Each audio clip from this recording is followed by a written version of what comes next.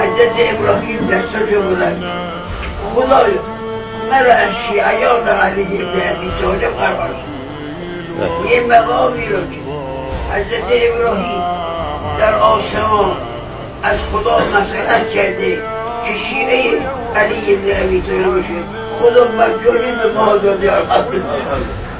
این نعمتی به این بزرگی رو همین جوری به ما داده. باید ما شکر این نعمت رو بکنیم. ضمناً از خدا بخواهیم که شیطان رو از ما دور کنیم که خرابش نکنیم. و اگه شیطان اینقدر کاری رو پدر بزرگ و مادر بزرگ رو از بگیم. سلام الله محمد